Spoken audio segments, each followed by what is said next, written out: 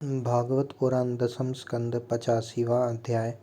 श्री भगवान के द्वारा वसुदेव जी को ब्रह्म ज्ञान का उपदेश तथा देवकी जी के 6 पुत्रों को लौटा लाना। भागवत पुराण श्रीमद् भागवत दसम स्कंद 85वां अध्याय। श्री भगवान के द्वारा वसुदेव जी को ब्रह्म ज्ञान का उपदेश तथा देवकी जी के 6 पुत्रों को लौटा लाना।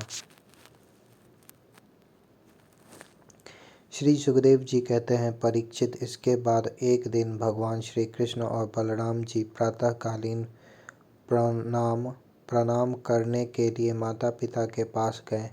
प्रणाम कर लेने पर वसुदेव जी बड़े प्रेम से दोनों भाइयों का अभिनंदन करके कहने लगे। वसुदेव जी ने बड़े बड़े ऋषियों के मुँह से भगवान की महिमा सुनी थी तथा उनके ऐश्वर्यपूर्ण चरित्र भी देखे थे।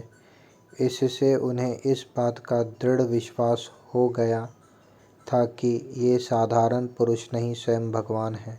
इसलिए उन्होंने अपने पुत्रों को प्रेम पूर्वक संबोधित करके यों कहा, सच्चिदानंद स्वरूप श्री कृष्ण, महायोगीश्वर संकर्षण, तुम दोनों सनातन हो।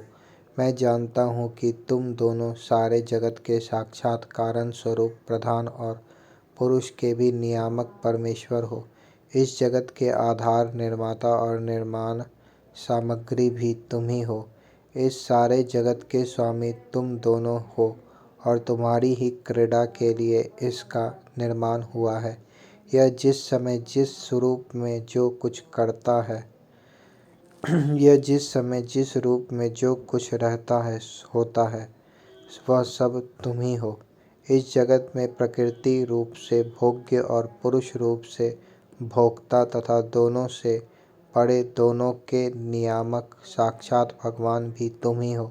इंद्रियातीत, जन्म, अस्तित्व आदि भाव विकारों से रहित परमात्मन, इस चित्र विचित्र जगत का तुम ही ने निर्माण किया है और इसमें स्वयं तुमने ही आत्मा रूप से प्रवेश भी किया है।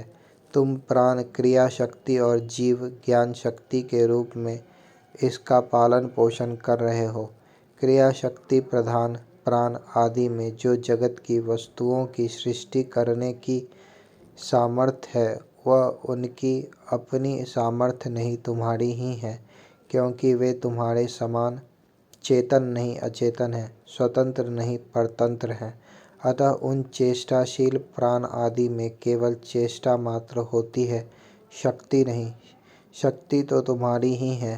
प्रभु चंद्रमा की कांति, अग्नि का तेज, सूर्य की प्रभा, नक्षत्र और विद्युत आदि की स्फुरन रूप से सत्ता, पर्वतों की स्थिरता, पृथ्वी की साधारण शक्ति रूप वृत्ति और गंध रूप गुण, ये सब वास्तव में तुम ही हो। परमेश्वर जल में तृप्त करने, जीवन देने और शुद्ध करने के जो शक्तियाँ हैं, वे तुम्हारे ही स्वरूप हैं। जल और उसका रस भी तुम ही हो। प्रभु इंद्रिय शक्ति, अंतःकरण की शक्ति, शरीर की शक्ति, उसका हिलना डोलना, चलना फिरना, ये सब वायु की शक्तियाँ तुम्हारी ही हैं। दिशाएं और उनके अवकाश भी तुम ही हो। आकाश और उसका आश्रयभूत स्फोट, शब्द, तन्मात्रा या पड़ावानी, नाद, पश्यंती, ओंकार, मध्यमा तथा वर्ण, अक्षर एवं पदार्थों का अलग अलग निर्देश करने वाले पद, रूप, वैखरी, वाणी भी तुम ही हो। इंद्रियां, उनकी विषय प्रकाशिनी शक्ति और अधिष्ठात्री देवता तुम ही हो। बुद्धि की निश्चयात्मिका शक्ति और जीव की विशुद्ध स्मृति भी तुम ही हो। भूतों में उनका कारण तामस अहंकार, इंद्रियों में उनका कारण तेजस अहंकार और इंद्रियों के अधिष्ठात्री देवताओं में उनका कारण सात्विक अहंकार तथा जीवों के आवागमन का कारण माया भी तुम ही हो। भगवान जैसे मिट्टी आदि वस्तुओं के विकार, घड़ा, वृक्ष आदि में मिट्टी निरंतर वर्तमान है और वास्तव में वे कारण मृत्तिका वे कारण मृत्तिका रूप ही हैं। उसी प्रकार जितने भी विनाशवान पदार्थ हैं उनमें तुम कारण रूप अविनाशी तत्व हो। वास्तव में वे सब तुम्हारे ही स्वरूप हैं। प्रभु सत्व रज तम ये तीनों गुण और उनकी वृत्तियाँ परिणाम महत्त्वादि पर ब्रह्म परमात्मा में तुम में योग माया के द्वारा कल्पित हैं। इसलिए ये जितने भी जन्म अस्थि वृद्धि परिणाम आदि भाव विकार हैं वे तुम में सर्वथा नहीं हैं।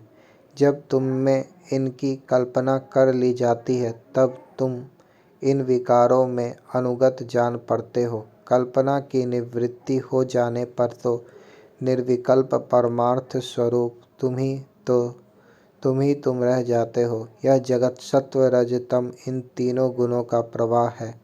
देह इंद्रिय अंतःकरण सुख दुख और राग लोभ आदि उन्हीं के कार्य हैं। इनमें जो अज्ञानी तुम्हारा सर्वात्मा सूक्ष्म स्वरूप नहीं जानते वे अपने देहाभिमान रूप अज्ञान के कारण ही कर्मों के फंदों में फंसकर बार बार जन्म मृत्यु के चक्कर में भटकते रहते हैं। परमेश्वर मुझे शुभ प्रारब्ध के अनुसार इंद्रियादि की सामर्थ्य से युक्त अत्यंत दुर्लभ मनुष्य शरीर प्राप्त हुआ, किंतु तुम्हारी माया के वश होकर मैं अपने सच्चे स्वार्थ परमार्थ से ही असावधान हो गया और मेरी सारी आयु यूं ही बीत गई। प्रभु, यह शरीर मैं हूँ और इस शरीर के संबंधी मेरे अपने हैं। इस अहमता एवं ममता रूप स्नेह की फांसी से तुमने इस सारे जगत को बांध रखा है। मैं जानता हूँ कि तुम दोनों मेरे पुत्र नहीं हो, संपूर्ण प्रकृति और जीवों के स्वामी हो। पृथ्वी के भारभूत राजाओं के नाश के लिए ही तुमने अवतार ग्रहण किया है। यह बात तुमने मुझसे कही भी थी। इसलिए दीन जनों के हितैषी शरणागत वत्सल, मैं अब तुम्हारे चरण कमलों की शरण में हूँ, क्योंकि वे ही शरणागतों के संसार भय को मिटाने वाले हैं। अब इंद्रियों के लोलुपता से भर पाया, इसी के कारण मैंने मृत्यु के ग्रास इस शरीर में आत्मबुद्धि कर ली और तुम में जो कि परमात्मा हो पुत्र बुद्धि। प्रभु, तुमने प्रसव गृह में ही हमसे कहा था कि यद्यपि मैं अजन्मा हूँ फिर भी मैं अपनी ही बनाई हुई धर्म मर्यादा की रक्षा करने के लिए प्रत्येक युग में तुम दोनों के द्वारा अवतार ग्रहण करता हूँ। भगवान, तुम आकाश के समान अनेकों शरीर ग्रहण करते और छोड़ते रहते हो। वास्तव में तुम अनंत एक रस सत्ता हो। तुम्हारी आश्चर्यमयी शक्ति योग माया का रहस्य भला कौन जान सकता है। सब लोग तुम्हारी कीर्ति का ही गान करते रहते हैं। श्री सुखदेव जी कहते हैं, परीक्षित, वसुदेव जी के ये वचन सुनकर यदुवंश शिरोमणि भक्त वत्सल भगवान श्री कृष्ण मुस्कुराने लगे। उन्होंने विनय से झुककर मधुर वाणी से कहा। भगवान श्री कृष्ण ने कहा, पिताजी, हम तो आपके पुत्र ही हैं। हमें लक्ष्य करके आपने यह ब्रह्म ज्ञान का उपदेश किया। हम आपकी एक एक बात युक्ति युक्त मानते हैं। पिताजी, आप लोग, मैं, भैया, बलराम जी, सारे द्वारकावासी, संपूर्ण चराचर जगत, सब के सब आपने जैसा कहा वैसा ही है। सबको ब्रह्म रूप ही समझना चाहिए। पिताजी, आत्मा तो एक ही है, परंतु वह अपने में ही गुणों की सृष्टि कर लेता है और गुणों के द्वारा बनाए हुए पंचभूतों में एक होने पर भी अनेक, स्वयं प्रकाश होने पर भी दृश्य, अपना स्वरूप होने पर भी अपने से भिन्न, नित्य होने पर भी अनित्य और निर्गुण होने पर भी सगुण के रूप में प्रतीत होता है। जैसे आकाश, वाणी, अग्नि, जल और पृथ्वी, ये पंच महाभूत अपने कार्य घट कुंडल आदि में प्रकट अप्रकट, बड़े छोटे, अधिक छोटे, अधिक थोड़े एक और अनेक से प्रतीत होते हैं, परंतु वास्तव में सत्ता रूप से वे ही रहते हैं। वैसे ही आत्मा में भी उपाधियों के भेद से ही नाना तत्व की प्रतीति होती है। इसलिए जो मैं हूँ वही सब है। इस दृष्टि से आपका कहना ठीक ही है। श्री सुखदेव जी कहते हैं, परीक्षित, भगवान श्री कृष्ण इन वचनों को सुनकर वसुदेव जी ने नाना तत्व बुद्धि छोड़ दी। वे आनंद में मग्न होकर वाणी से मौन और मन से निसंकल्प हो गए। कुरुश्रेष्ठ, उस समय वहाँ सर्वदेवमयी देवकी जी भी बैठी हुई थी। वे बहुत पहले से ही यह सुनकर अत्यंत विस्मित थी कि श्री कृष्ण और बलराम जी ने अपने मरे हुए गुरुपुत्रों को यमलोकों से वापस ला दिया। वे बहुत पहले से ही यह सुनकर अत्यंत विस्मित थी कि श्री कृष्ण और बलराम जी ने अपने मरे हुए गुरुपुत्रों को यमलोकों से वापस ला दिया। अब उन्हें अपने उन पुत्रों की याद आ गई जिन्हें कंस ने मार डाला था। उनके स्मरण से देवकी जी का हृदय आतुर हो गया। नेत्रों से आंसू बहने लगे। उन्होंने बड़े ही करुणा स्वर से श्री कृष्ण और बलराम जी को संबोधित करके कहा। देवकी जी ने कहा, लोकाभिराम राम, तुम्हारी शक्ति मन और वाणी के परे है। श्री कृष्ण, तुम योगेश्वरों के भी ईश्वर हो। मैं जानती हूँ कि तुम दोनों प्रजापतियों के भी ईश्वर आदि पुरुष नारायण हो। यह भी मुझे निश्चित रूप से मालूम है कि जिन लोगों ने काल क्रम से अपना धैर्य, संयम और सत्व गुण खो दिया है तथा शास्त्र की आज्ञाओं का उल्लंघन करके जो स्वेच्छाचार परायण हो रहे हैं, भूमि के भारभूत उन राजाओं का नाश करने के लिए ही तुम दोनों मेरे गर्भ से अवतीर्ण हुए हो। विश्वात्मन, तुम्हारे पुरुष रूप अंश से उत्पन्न हुए माया से गुणों की उत्पत्ति होती है और उनके लेश मात्र से जगत की उत्पत्ति, विकास तथा प्रलय होता है। आज मैं सर्वांतःकरण से तुम्हारी शरण हो रही हूँ। मैंने सुना है कि तुम्हारे गुरु संदीपनी जी के पुत्रों को मरे बहुत दिन हो गए थे। उन्होंने गुरु दक्षिणा देने के लिए उनकी आज्ञा तथा काल की प्रेरणा से तुम दोनों ने उनके पुत्रों को यमपुरी से वापस ला दिया। तुम दोनों योगेश्वरों के भी ईश्वर हो, इसलिए आज मेरी भी अभिलाषा पूर्ण करो। मैं चाहती हूँ कि तुम दोनों मेरे उन पुत्रों को जिन्हें कंस ने मार डाला था ला दो और उन्हें मैं फड़ आँख देख लूँ। श्री सुखदेव जी कहते हैं, प्रिय परीक्षित, माता देवकी जी की यह बात सुनकर भगवान श्री कृष्ण और बलराम दोनों ने योग माया का आश्रय लेकर सूतल लोक में प्रवेश किया। जब दैत्यराज बलि ने देखा कि जगत के आत्मा और इष्ट देव तथा मेरे परम स्वामी भगवान श्री कृष्ण और बलराम जी सूतल लोक में पधारे हैं, तब उनका हृदय उनके दर्शन के आनंद में निमग्न हो गया। उन्होंने झटपट अपने कुटुंब के साथ आसन से उठकर भगवान के चरणों में प्रणाम किया।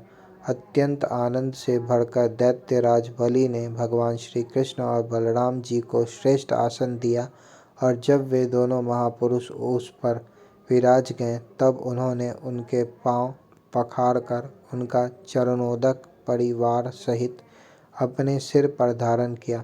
परीक्षित, भगवान के चरणों का जल ब्रह्मा पर्यंत सारे जगत को पवित्र कर देता है। इसके बाद दैत्यराज बलि ने बहुमूल्य वस्त्र, आभूषण, चंदन, तांबूल, दीपक, अमृत के समान भोजन एवं अन्य विविध सामग्रियों से उनकी पूजा की और अपने समस्त परिवार, धन तथा शरीर आदि को उनके चरणों में समर्पित कर दिया। परीक्षित, दैत्यराज बलि बार बार भगवान के चरण कमलों को अपने वक्षस्थल और शरीर पर रखने लगे। उनका हृदय प्रेम से विह्वल हो गया। नेत्रों से आनंद के आंसू बहने लगे। रोम रोम खिल उठा। अब वे गदगद स्वर से भगवान की स्तुति करने लगे। दैत्यराज बलि ने कहा, बलराम जी, आप अनंत हैं। आप इतने महान हैं कि शेष आदि सभी विग्रह आपके अंतर्भूत हैं। सच्चिदानंद स्वरूप श्री कृष्ण, आप सकल जगत के निर्माता हैं। ज्ञान योग और भक्ति योग दोनों के प्रवर्तक आप ही हैं। आप स्वयं ही पर ब्रह्म परमात्मा हैं। हम आप दोनों को बार बार नमस्कार करते हैं। भगवान, आप दोनों का दर्शन प्राणियों के लिए अत्यंत दुर्लभ है। फिर भी आपकी कृपा से वह सुलभ हो जाता है, क्योंकि आज आपने कृपा करके हम रजोगुनी एवं तमोगुनी स्वभाव वाले दैत्यों को भी दर्शन दिया है। प्रभु, हम और हमारे ही समान दूसरे दैत्य, दानव, गंधर्व, सिद्ध, विद्याधर, चारण, यक्ष, राक्षस, पिशाच, भूत और प्रमथ नायक आदि आपका प्रेम से भजन करना तो दूर रहा, आपसे सर्वदा दृढ़ वैर भाव रखते हैं। परंतु आपका श्री विग्रह साक्षात वेदमय और विशुद्ध सत्व स्वरूप है, इसलिए हम लोगों में से बहुतों ने दृढ़ वैर भाव से, कुछ ने भक्ति से और कुछ ने कामना से आपका स्मरण करके उन पदों को प्राप्त किया है जिसे आपके समीप रहने वाले सत्व प्रधान देवता आदि भी नहीं प्राप्त कर सकते।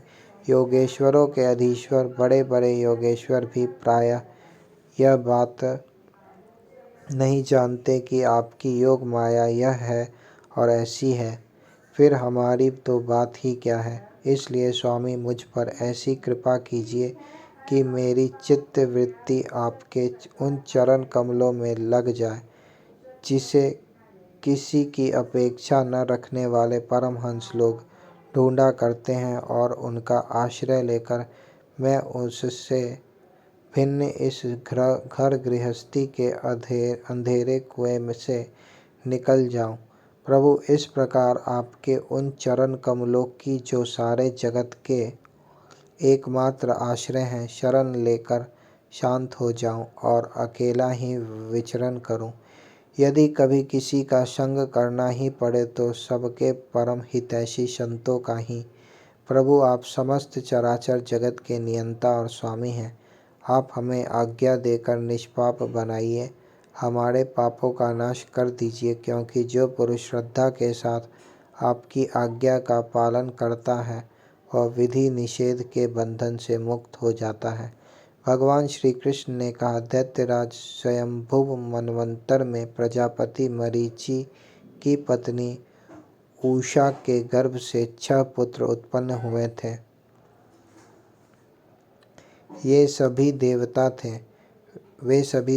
थे। वे यह देख कर कि ब्रह्मा जी अपनी पुत्री से समागम करने के लिए उद्यत हैं, हंसने लगे। इस परिहास रूप अपराध के कारण उन्हें ब्रह्मा जी ने शाप दे दिया और वे असुर योनि में हिरण्यकश्यपु के पुत्र के रूप में उत्पन्न हुए। अब योग माया ने उन्हें वहां से लाकर देवकी के गर्भ में रख दिया और उनको उत्पन्न होते ही कंस ने मार डाला। दैत्यराज, माता देवकी जी अपने उन पुत्रों के लिए अत्यंत शोकातुर हो रही हैं और वे तुम्हारे पास हैं। अतः हम अपनी माता का शोक दूर करने के लिए इन्हें यहाँ ले जाएंगे। इसके बाद ये शाप से मुक्त हो जाएंगे और आनंद पूर्वक अपने लोक में चले जाएंगे। इनके 6 नाम हैं: स्मर, उद्गीत, परिषडवंग, पतंग,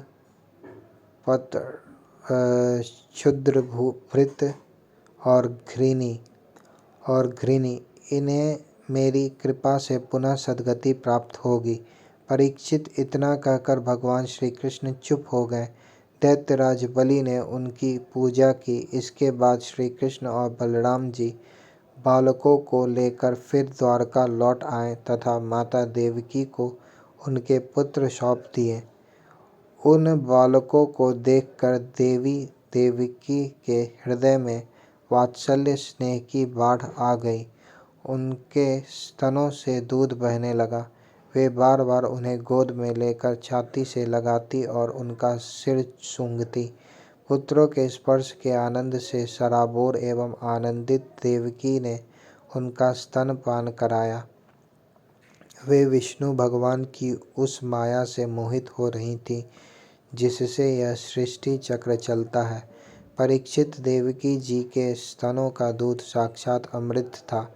क्यों न हो भगवान श्री कृष्ण जो उसे पी चुके थे। उन बालकों ने वही अमृत में दूध पिया। उस दूध के पीने से और भगवान श्री कृष्ण के अंगों का संस्पर्श होने से उन्हें आत्म साक्षात्कार हो गया। इसके बाद उन लोगों ने भगवान श्री कृष्ण, माता देवकी, पिता वसुदेव और बलराम जी को नमस्कार किया। तदंतर सबके सामने ही वे देवलोक में चले गए। परीक्षित, देवी देवकी यही देखकर अत्यंत विस्मित हो गईं कि मरे हुए बालक लौट आए और फिर चले भी गए। उन्होंने ऐसा निश्चय किया कि यह श्री कृष्ण का ही कोई लीला कौशल है। परीक्षित, भगवान श्री कृष्ण स्वयं परमात्मा है। उनकी शक्ति अनंत है। उनके ऐसे ऐसे अद्भुत चरित्र इतने हैं कि किसी प्रकार उनका पार नहीं पाया जा सकता। सूत जी कहते हैं, शौनकादि ऋषियों, भगवान श्री कृष्ण की कीर्ति अमर है, अमृतमयी है। उनका चरित्र जगत के समस्त पाप तापों को मिटाने वाला तथा भक्त जनों के कर्ण कुहरों में आनंद सुधा प्रवाहित करने वाला है। इसका वर्णन स्वयं व्यास नंदन भगवान श्री सुखदेव जी ने किया है।